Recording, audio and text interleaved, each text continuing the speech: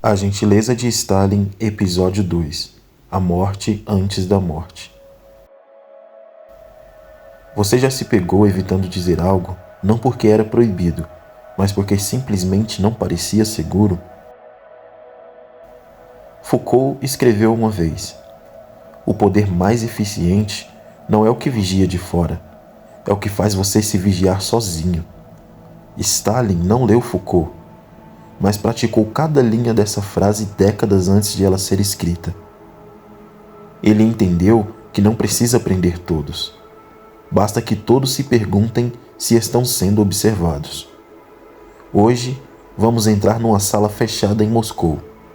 Um poeta lê um poema para amigos. Não para o governo, não para o partido, para amigos. E o que aconteceu depois não foi apenas com ele. Foi com todos que estavam naquela sala, com todos que ouviram, com todos que sorriram. Porque o silêncio tem um preço, e esse preço ainda é cobrado hoje. Talvez já esteja sendo cobrado de você, sem que perceba.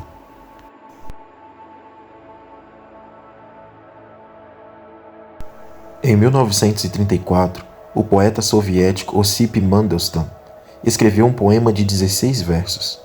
Não publicou, não enviou para nenhuma editora.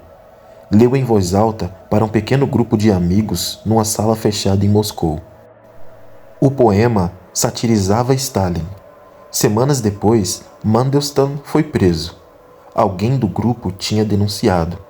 Mas o que aconteceu com os outros, os que apenas ouviram, é mais perturbador do que a prisão do poeta.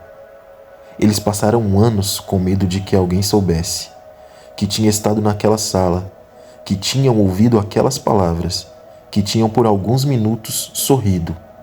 Nenhum deles tinha feito nada, e viveram como se tivesse feito tudo. E isso não é repressão externa, é ocupação interna. Deixarei o poema no primeiro comentário fixado. Leia e comente.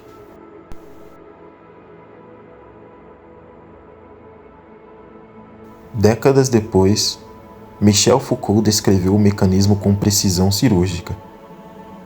O poder mais eficiente não é o que vigia de fora, é o que faz você se vigiar sozinho. O sistema stalinista não teorizou isso, ele simplesmente fez. Você não precisa vigiar todos. Precisava apenas que todos acreditassem que podiam estar sendo vigiados. O resto acontecia sozinho. Não havia uma lista clara do que era proibido dizer. Era imprecisão e era intencional. Porque se a regra é visível, você testa os limites. Se o limite é nebuloso, você recua. E recua um pouco mais. E recua até que a distância entre você e o limite seja tão grande que nem o pensamento chegue perto.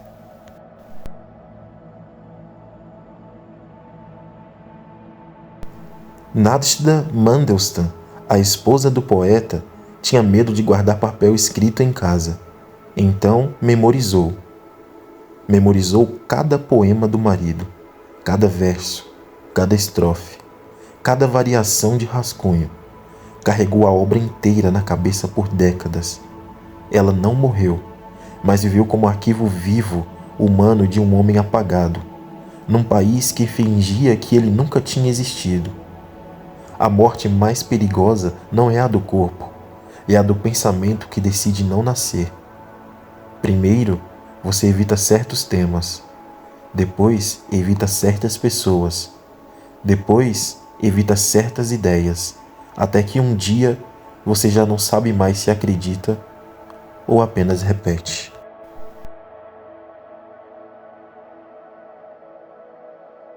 As crianças que nasceram nos anos 30 na União Soviética não conheceram outro mundo.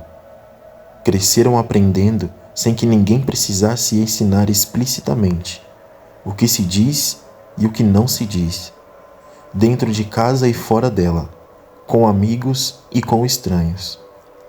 O medo deixou de parecer medo, virou comportamento normal. E quando o comportamento vira normal, ninguém percebe mais a perda. Não há drama, não há explosão. Há apenas adaptação. E a adaptação prolongada não apenas molda o que você faz, molda o que você consegue imaginar. Agora pensa comigo. Pense em quantas plataformas começaram dizendo que estavam do seu lado. Conecte-se com quem você ama.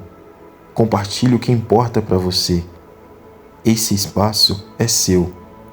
Só depois, quando você já estava dentro, quando já havia construído relações ali, quando sair já tinha um custo, é que o limite nebuloso apareceu.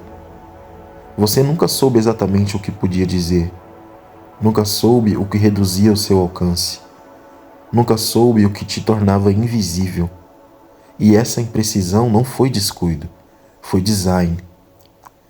Foucault descreveu a teoria, Stalin aplicou a prática.